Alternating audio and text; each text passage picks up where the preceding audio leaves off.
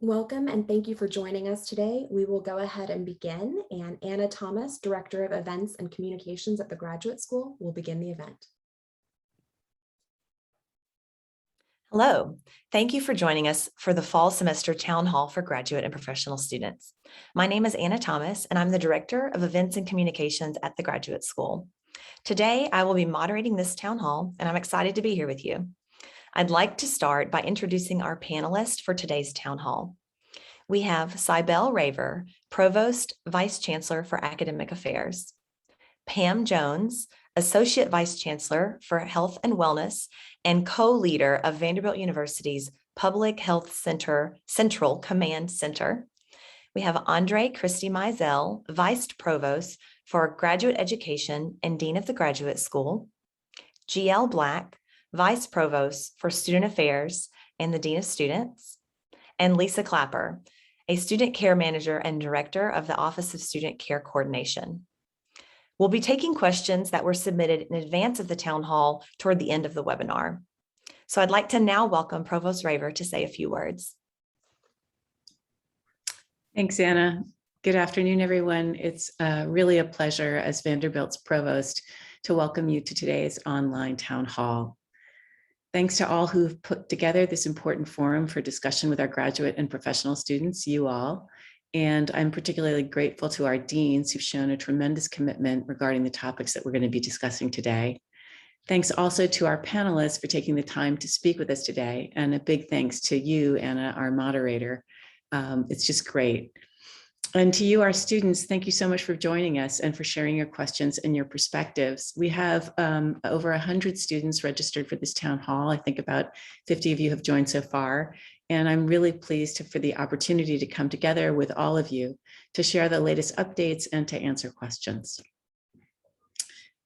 First, I just wanted to start with a quick snapshot of Vanderbilt this fall. In the last several weeks, Chancellor Diermeyer and I have welcomed more than 1,400 doctoral students, including a fantastic doctoral convocation, all university convocation, and nearly 3,900 professional students to campus for in-person learning.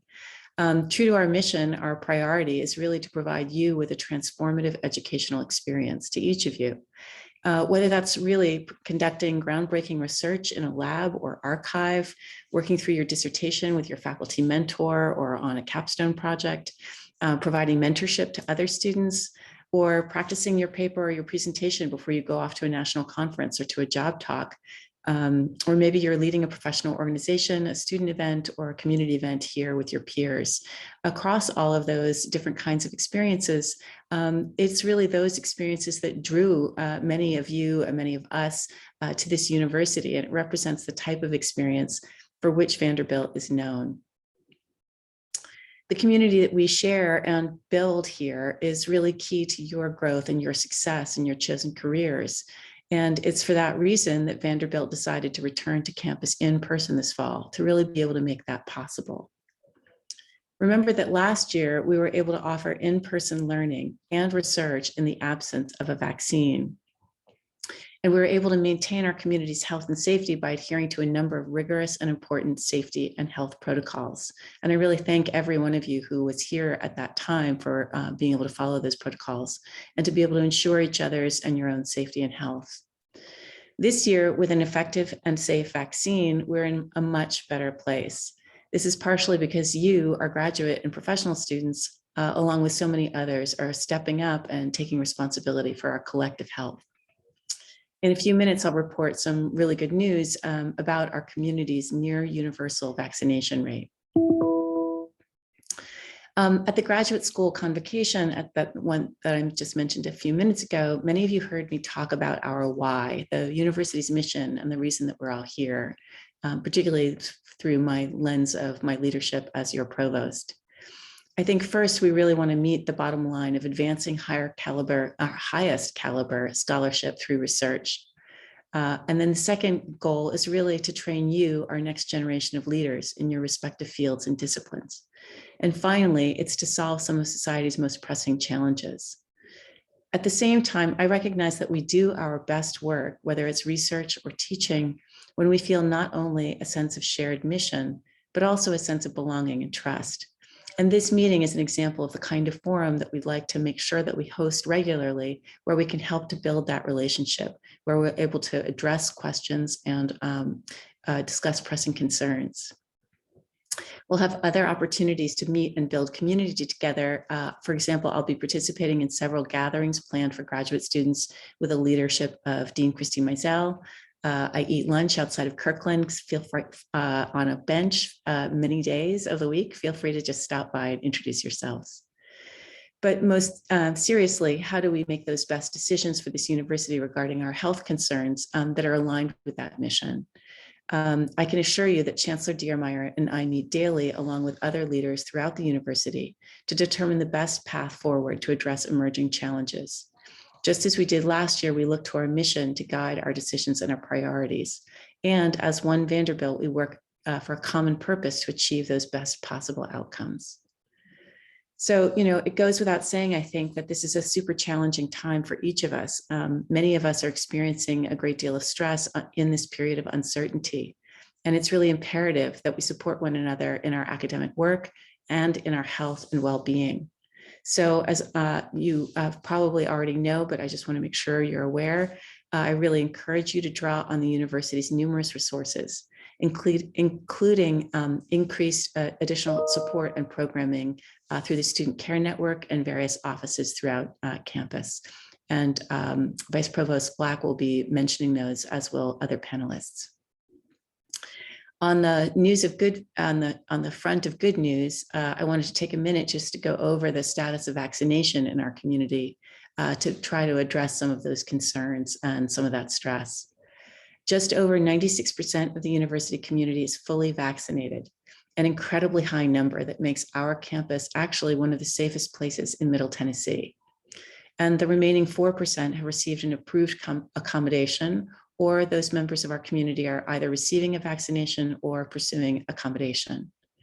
As we'll hear today, these vaccinations provide robust protection against severe disease despite the Delta variant, and they continue to be the best way to protect our community. We should feel extremely proud of that progress, of our progress really on that front. In addition, there are other safety measures that we will need to uphold and which are guided by our close collaboration with our VUMC colleagues and public health officials. For one, just simply the responsibility of reminding one another to wear a mask and physical distancing when necessary will really go a long way. And we'll be hearing more about those protocols shortly. Of course, the effects of the pandemic have challenged us from an operational standpoint, and I really thank you for your forbearance and your patience, as you do in so many other settings and so many other businesses and institutions across the country. We have to manage those exigencies as we try to stay together as a community and creatively figure out our new normal for our daily lives together. I want to underscore that we are a science-driven community. I am a quantitative behavioral social scientist, and all the decisions that we're making are based on empirical data and the advice from a really fantastic array of experts, both near and far. As you know, or may be aware, our colleagues at Vanderbilt University Medical Center and the Vanderbilt School of Nursing have been just tremendously, profoundly heroic partners and really wise counselors, several of whom you'll hear from today. And they are among the world's most trusted and informed experts on these topics. The Center for Disease Control and Prevention is a great source for us as well, as is the American College Health Association and our local, regional, and national public health officials. Essentially, we're just really fortunate to count among these many experts as our colleagues.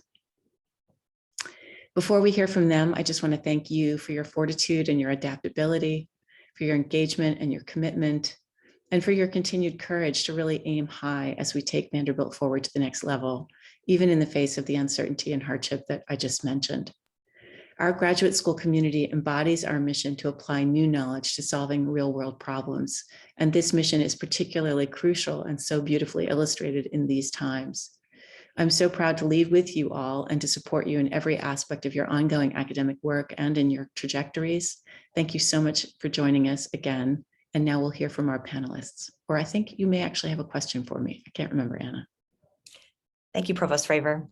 That was really helpful as we begin this new fall semester. To follow up on your updates, we did have one additional question, which was, how are faculty members supporting students this semester, given the continuing pandemic and related issues? Will students be given concessions if they have to take time off due to quarantine or isolation? It's a really important question. I think that graduate students not only have to deal with this in terms of quarantine and isolation today, but may have dealt with this in previous years at previous times. And in many ways, my advice and guidance is very similar, or is actually quite the same to those other instances where students may have had to miss a class or multiple classes due to any other health concern. The first piece of advice or guidance that I give you is, if you're not able to attend class, your first step should be to email your instructors to develop and confirm a plan on handling the reality of not being able to attend that specific class in person. This is really familiar to us in the life of both teaching and learning on the university campus, where students sometimes have to miss class due to illness, due to a doctor's appointment, a job interview, or other unavoidable disruptions in your plans. Now, obviously, COVID gave us a number of new tools that we can use to support each other in terms of the technology that's available for being able to collaborate with your peers, whether it's classroom discussion or annotated reading or learning about what was covered in lecture. So faculty and advisors are really good at helping you to problem solve on ways to get those class notes, ways that the lecture might be able to be recorded asynchronously, so that those additional materials, additional readings can be gotten to you or made available to you. And so that you can make up on any missed work due to being ill or due to missing class. Certainly on the faculty side, there is no one size fits all, as I'm sure everyone here is aware. Different faculty are going to work with you to deploy different supportive solutions based on factors like class size or instructional approach, whether it's a seminar or lecture, and other details of how the course is structured. In terms of meeting with students outside class, we've now learned that that can happen in terms of office hours through video chat or through other forms of technology like the phone. Sometimes faculty can reschedule an exam or provide you with an alternative assignment if it's a crunch moment where you're going to be assessed in a class that you may have to miss. I think the general principle is that all of these are really great examples of compassionate, responsive, and connected teaching, really what the university is all about. And we're going to be able to support that and learn from it and use that creative, innovative set of technological and normative teaching practices, whether we're in a period of having to manage a public health concern or not. So we just ask that you use that kind of set of approaches to addressing your own needs and to addressing your peers' needs if you know of another student who is quarantined.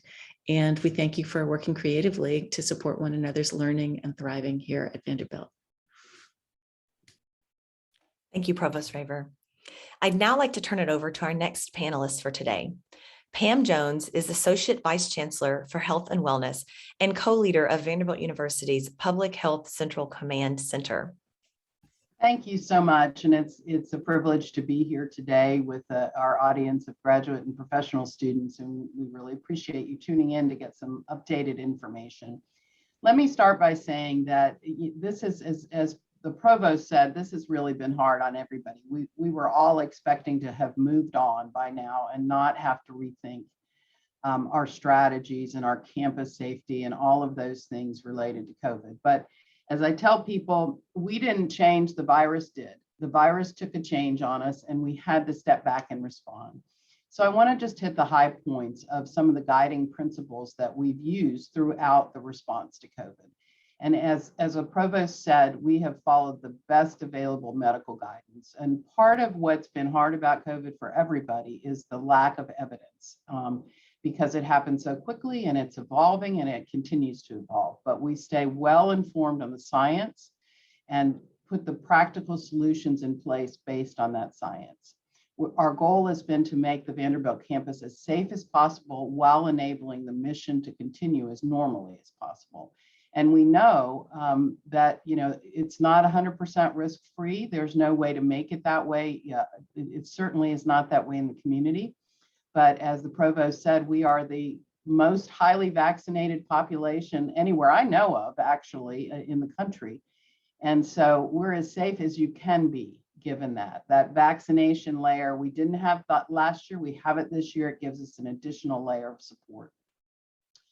We want to be flexible, but not reactionary. So we are very thoughtful, as the provost has said, the amount of discussion and debate and evaluation of the evidence and scenario planning that we do is actually quite remarkable.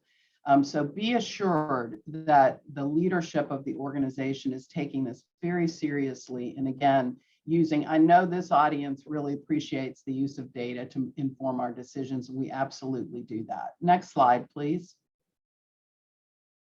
So the case counts, and I'm happy to say that about 15 minutes ago, the dashboard got published with the cases from last week, and it actually looks better than it did. And we were holding our breath a little bit because if you think about the activities around the holiday weekend and the case counts in Nashville continue to increase. We continue to be a hot spot, but our case counts actually went down for this most recent week to 83 total positives, and 0.4% of the vaccinated community that tested positive, and 0.89% of our unvaccinated community. So we continue to see a trend that although vaccines don't protect you 100%, they do prevent severity of illness and they do prevent hospitalization for the vast majority of people. And they do, you are going to be positive at a lower rate than somebody who is unvaccinated. Next slide, please. So we're very happy. Nothing is guaranteed, but we're happy from a trend line standpoint that last week was actually down a little bit.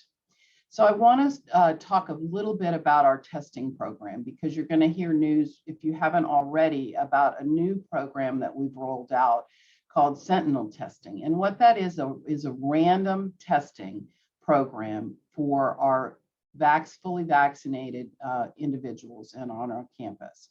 And let me just address quickly why we're doing that and why we think that's important. We want to have sort of a snapshot. We've worried throughout COVID about the concept of asymptomatic spreaders. So people who are asymptomatic but can spread the virus. And we know people who are symptomatic are going to go get tested. We're seeing large groups of people going and getting tested. So we know that with those people will not be on our campus, but we worried about people who are asymptomatic who are on our campus and are spreading. We don't think that's as big a problem with the current Delta variant because it comes on so quickly and has such a high viral load, but we do think that it's possible. So we're going to put a little program in place, and I say it's a relatively small sample, but a good sample, to tell us, are those asymptomatic people out there walking around? And that's why we're doing this, and that's why we need everybody to cooperate with it. And we know it's a pain to have to go get tested, but it's an important additional layer of protection for us. We're also doing targeted testing. In one of our schools, for example, we saw what we thought was a cluster developing, and we went in and tested a whole class, and sure enough, we found some additional positives, and we did that. So Andrea George, who partners with me to manage our command center, and I watch every case every day, and we spend a lot of time, and we're really good with the contact tracing team of identifying where those clusters may be developing. So you may see a hotspot testing is what we call it in your area. Hopefully not, but you might. We are getting vaccinated asymptomatic close contacts to go get tested through the testing center. And that, again, will give us a really good sense of do we need to get those people out of the community, but B, what is the conversion rate of vaccinated individuals? And we're starting to get enough data to make some conclusions about that. We're not quite there yet. And then the small number of people in our community who remain unvaccinated are required to participate in weekly asymptomatic testing. And part of what we saw with our case counts was those people, it was the first time they were coming through testing. So that's part of why it bumped up. And now you notice there's less percentage of the unvaccinated that are testing positive. That's because they're kind of moving through the testing program and getting identified. Symptomatic testing is available at the Student Health Center and Occupational Health Center as well. And then also there's a new option of a 7-day-a-week testing program at 100 Oaks. So strongly encourage you. It's all about symptom management and testing. If you have symptoms, go get tested because we want to be sure that you get into isolation as quickly as possible. That's it for my slides, I believe. Oh, sorry, I missed one. What are the trends? I've talked about the trends a bit. The caseload was increasing. Now it seems to be stabilizing, but we're in good shape in terms of isolation, quarantine, housing, and management of our cases through the command center. We continue to see spread in both vaccinated and unvaccinated, as you've seen from our data. Most of that spread is still coming from household contacts and other at-risk situations. We're seeing, just like we did last year, when people go out and eat dinner together or lunch together, that can be a high-risk activity. So be careful if you're out there in the community doing those kind of things, and try to keep your mask on when you should, or distance. And we have begun to see a little bit of asymptomatic people testing positive who are close contacts, and we're keeping a really close eye on that. Okay, now I think I'm done. Hope I'm done. Yes, okay. Sorry about that. Thank you, Pam. That was helpful to learn about the many efforts our campus is taking. We wanted to follow up with a few additional questions that were received, so let's begin with the first one. What is Vanderbilt's plan if we were to experience a major outbreak or influx of new cases? We are fully prepared for that, actually. We have kept the contact tracing team in place. We've kept the command center in place. GL and his team have kept, options in place in terms of housing. And we know how to scale up and scale down depending on what the volume is. So we don't have any concern about that at this point in time. Thank you. A second question I have for you is, if there's a positive person or close contact in my work area or class, what should I do? So you will be, when we contact trace somebody, we call that individual who's positive, and we walk through, and some of you on the call will probably have been contact traced over the past year. We walk through exactly where they've been, what they've done, and identify those close contacts. It's not perfect because sometimes we miss people because people's memories aren't perfect, but you will be notified if you're a close contact. And if you're a vaccinated close contact, you'll get an email that tells you what to do. And that is to keep your mask on for 14 days, monitor your symptoms, and go get tested 3 to 5 days after exposure. And it's really important that you do go get tested. If you're an unvaccinated individual, you'll be required to quarantine, just like we did last year. And the contact tracers will actually call you to confirm if you were indeed a close contact, and then give you instructions and walk you through what to watch for, all of those kind of things. Thank you, Pam. One last question for you. You mentioned that non-vaccinated students were participating in weekly asymptomatic testing. At this time, are vaccinated students able to participate in the weekly asymptomatic testing program? So we don't stop anybody from getting tested when they present there. The reality is that we don't recommend that at this point in time. But if you think you've come into contact with somebody and we might not know about it, we want you to report yourself if you know you're a close contact, because we'll give you the right information and all of those things. But if you think you might have come in contact with somebody, you're welcome to go to the testing center and get tested. Thank you, Pam. These are very helpful updates. I'd now like to welcome Andre Christie Mizell, Vice Provost for Graduate Education and Dean of the Graduate School. Good afternoon, Dean Christie Mizell. We look forward to hearing from you what the fall semester looks like for our students this year. Thank you, Anna, and it's a pleasure to be here. Good afternoon, everyone. I'm genuinely thrilled to see students walking across campus, relaxing in Alumni Hall, and safely gathering once again. As we continue through the fall semester, I want to talk about how we at the graduate school aim to keep you all engaged, encouraged, and energized. There are three key areas we want you to take advantage of as you maximize your experience here at Vanderbilt. The first is mentorship. Here at Vanderbilt, we know each of you has unique stories, goals, and dreams. As Provost Raver said, our purpose is to provide a comprehensive educational experience that prepares you to achieve your aspirations and ambitions, and that will serve you well even after you leave Vanderbilt. As part of the Vanderbilt community, we are all an integral part of the cycle of growing and being mentored, faculty, students, and postdoctoral fellows alike. You will find mentors at Vanderbilt, and you will have the ability to mentor others. Our community provides intentional support to help each other thrive inside and outside the classroom. That is the Vanderbilt way, being able to work on changing the world together as one unified community. The second resource that I would like to point out to you is the Russell G. Hamilton Graduate Leadership Institute, also known as GLI. This institute provides students with the skills, tools, and self-awareness that will allow them to lead at all levels through programming that facilitates a greater understanding of personal leadership style and interactions with others. GLI provides experience with practical technical skills and business wisdom sometimes overlooked as we focus on our important research. And then third, I'd like to talk about our academic life coaching program.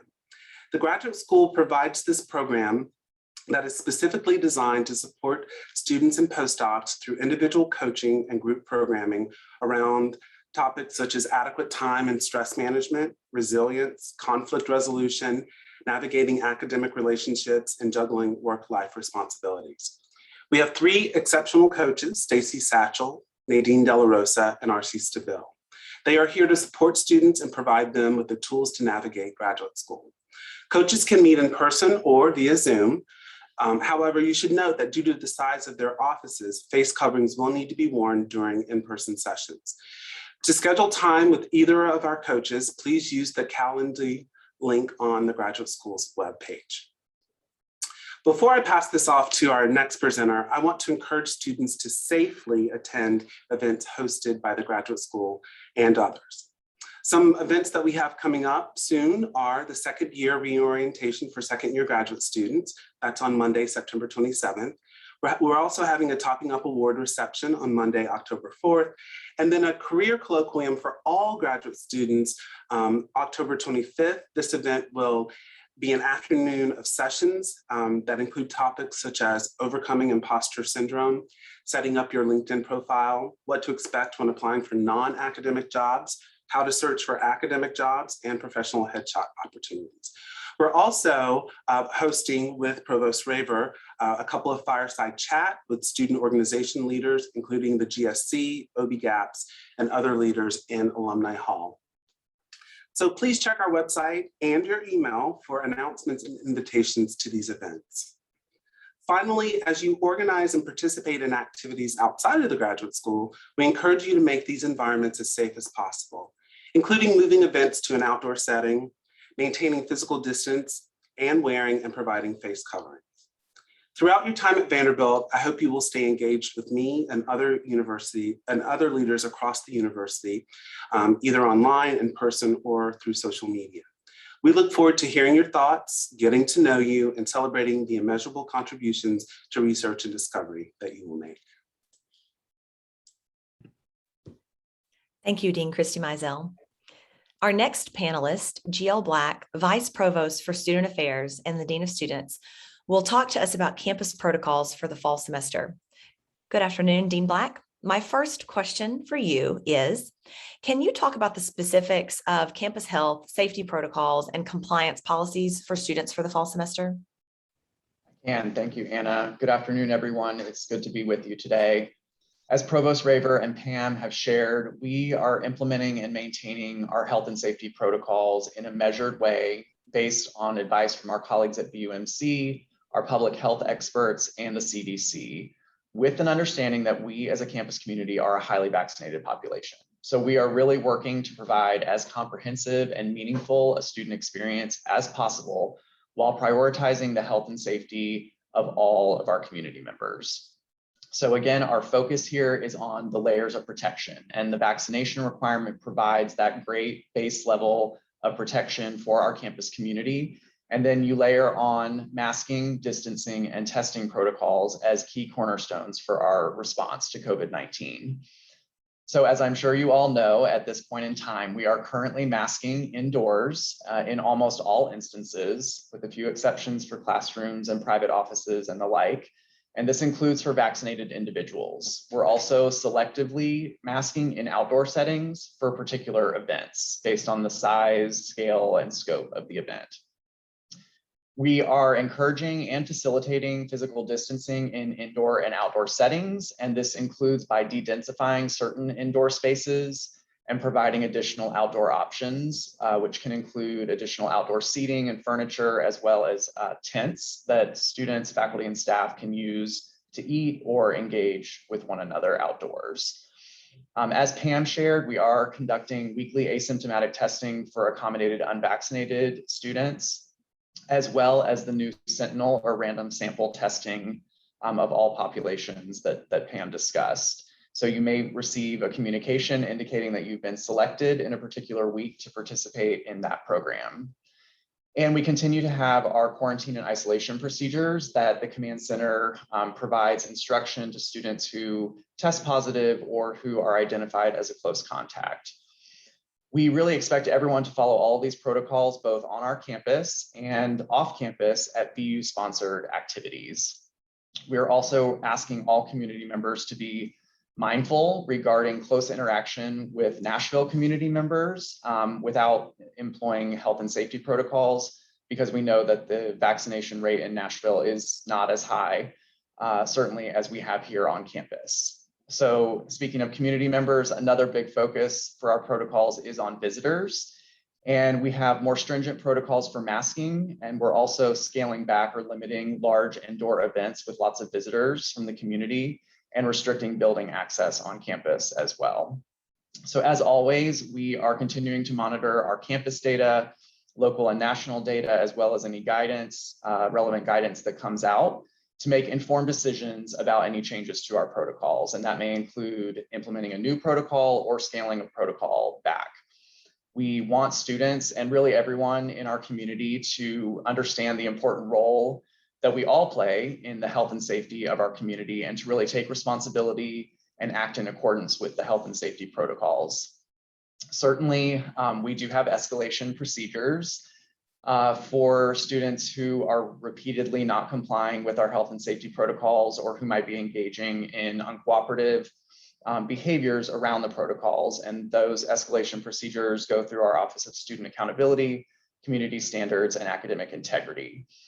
But really our focus is again on asking all community members to continue stepping up for the community and considering the health and safety of all when they're making decisions about their personal actions and behaviors. Thank you, Dean Black, for these great updates. We'll come back to you with additional questions. Our next panelist, Lisa Clapper, is the Student Care Manager and Director of Student Care Coordination. Lisa, can you talk with us a little bit about resources available to support students' mental health and wellness? And how can students ensure they take care of their well-being and actively ask for support? Thank you, Anna, and thank you for having me. I'm happy to be here.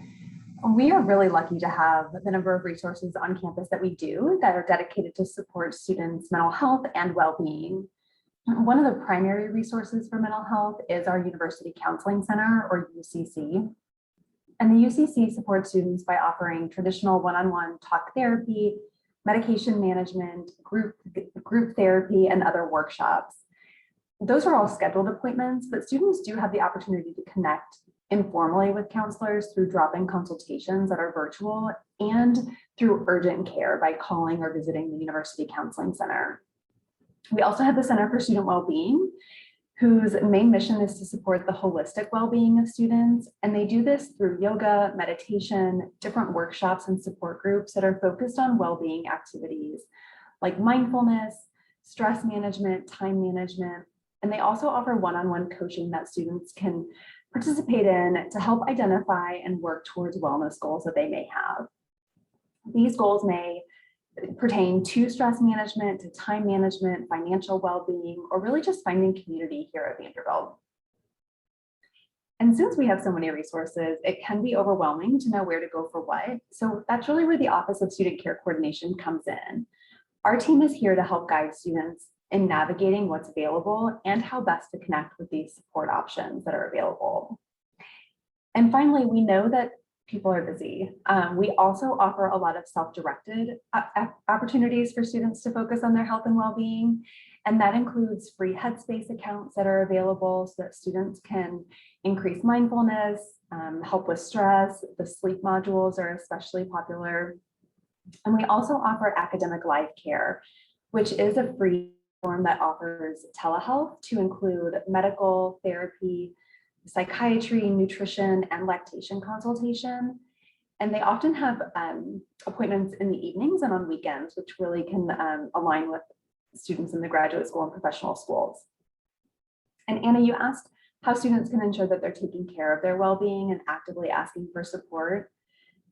First, I would just always encourage making an intentional effort to engage in proactive well-being practices. Specifically those related to managing your time well, having a routine, setting a sleep schedule, making time to exercise and eat healthy. All of these things are going to set a good platform for success. But we know that things become overwhelming. We know that the pressure is high here. And so early outreach is always important. We would love for students to reach out to us even before an issue arises so that they already have a connection on campus and know where to go before something becomes a crisis. We also really encourage students to check in with themselves using those apps like Headspace or MindCheck through the student health insurance and other mood tracking systems, just to kind of keep a pulse on where you are and how you're doing. And also checking in with friends. This can be a really powerful way to encourage help-seeking behaviors and model those. And it just really aligns with our community of care here at Vanderbilt. And finally, I would just suggest to use your network. I'm really hopeful that you can have honest conversations with your peers, your mentors, your faculty members, PIs. Asking for help is a real strength. So, please be encouraged and empowered to reach out to those resources that are available to you. And we also have staff and peers and faculty who are looking out for concerns for students too. And we have a mechanism by where faculty and staff and other students can be reaching out to us to bring some of those concerns to our attention, just so that we don't have any students that might be falling through the cracks. Thank you, Lisa. This is very important information for our students, and we really appreciate your insights. Now we'll take some questions that were submitted by our audience in advance. The first question is for Dean Black. What is the new mandatory student health services fee, and what resources are available directly to professional students? Thanks, Anna. So we are really seeking to expand and optimize our current set of resources that we have to meet the growing need for mental health and other well-being services at Vanderbilt. These increasing needs are not Vanderbilt specific, and this is really a trend at colleges and universities across the country. And the growing needs really cut across all of our student populations, undergraduate, graduate, and professional. So what we've seen is a continued increase in the number of appointments scheduled by our mental health providers over the past couple of years, increasing upwards of 1,300 appointments above the year prior. So we're really looking to use the student health fee to help to fund the expansion of our health and wellness resources. We've already done a first wave of hiring and expanding our student care network resources by expanding the staff at the Counseling Center, the Student Care Coordination Office, and the Center for Student Wellbeing. This also allowed us to expand the Academic Life Coach program in collaboration with the graduate school that Dean Christy Mizell mentioned earlier. So we were glad to be able to partner on that. And we're going to continue to hire additional medical providers, psychologists, counselors, coaches, care coordinators, all of the different providers that we have in our network to provide increased availability, support, and care for our students, with a focus on recruiting more staff with diverse identities. This also will allow us to expand our specialized care options for marginalized student communities, and really provide more optimized satellite services and targeted outreach for the schools across the university. So we have a number of graduate and professional specific programs that we are currently doing: the peak performance workshops, graduate and professional student process groups, critical conversation series, writers accountability group, and graduate writing groups, just to name a few. And we're working actively with the graduate and professional schools to review the unique needs of each graduate and professional population to really continue to expand and optimize the services across campus. Lisa gave you some great information about some of the other expansions that we have done, including the 24/7 telehealth platform, Academic Live Care, that offers a lot of great services. And we know that we've seen an uptick in demand for telehealth options. So that's a great supplement to our on-campus resources, as well as Headspace. This will allow us to continue to expand our partnerships with Headspace, ShrinkSpace, and My Student Support Program, and other innovative virtual programs. So we're also looking at a number of other programmatic initiatives that we'll share more information in the coming months about. And really, some of the last things I would mention about the student health fee is it really also has allowed us to eliminate or significantly reduce some of the costs that students may have been facing at the Student Health Center or at the University Counseling Center.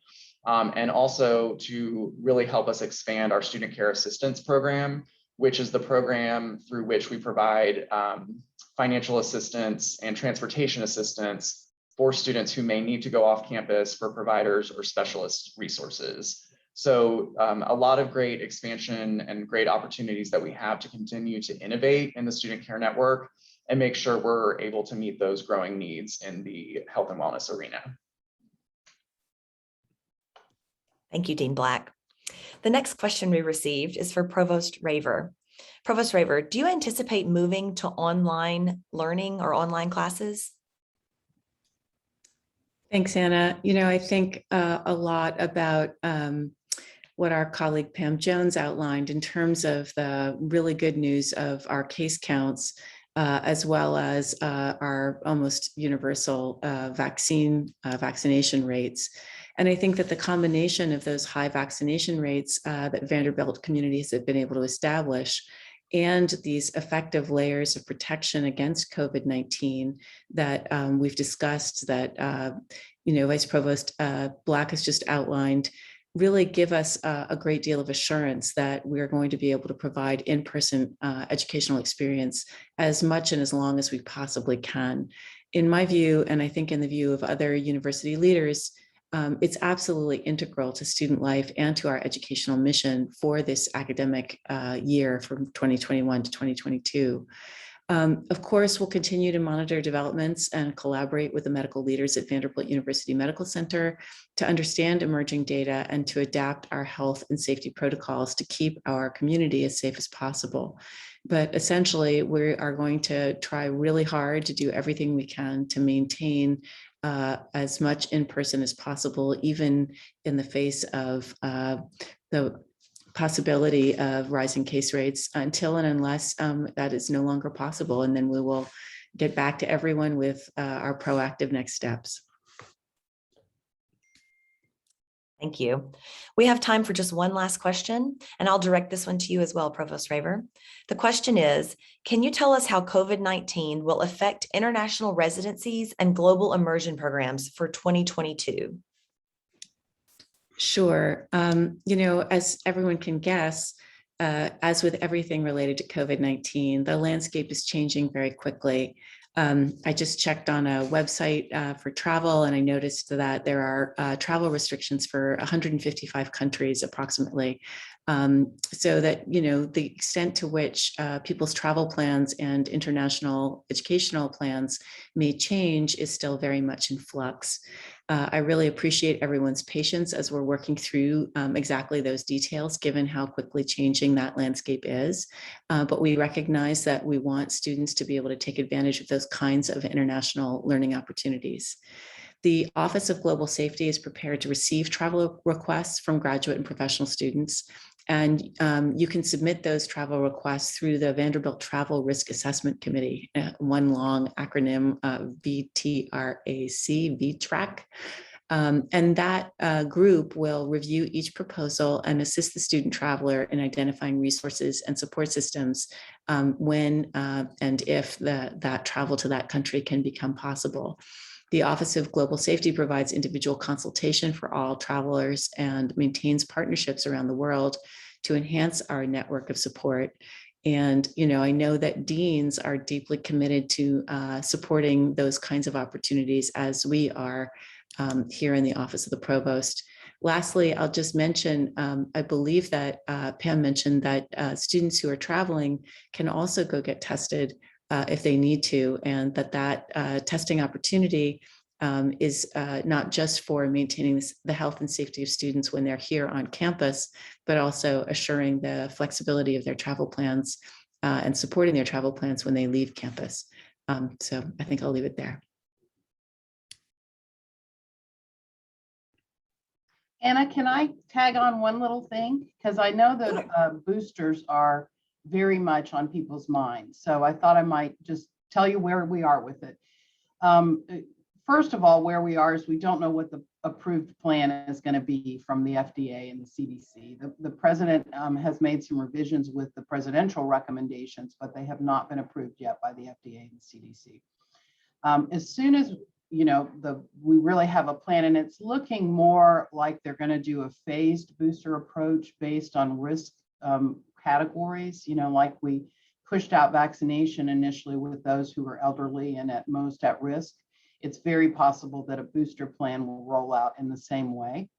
But once we know where we're headed, we will work in partnership with BUMC as we have all along, and make sure that we've got access to boosters. So we'll either do it in partnership with them or we'll do it here on our own campus. So more to come on that, but we're again watching this every day as it develops. Great. Thank you, Pam. I know that question is on a lot of people's minds. Well, we're at the end of our time together today. So my special thanks to everyone who submitted questions. We are also keeping a record of any questions that we did not get to today, so we can address those on the Health and Safety Protocols website. And additionally, a recording of this town hall will be made available there for later viewing. Thank you again to our panelists for being here, and thank you for attending. This concludes the town hall, and I hope you have a great rest of your afternoon.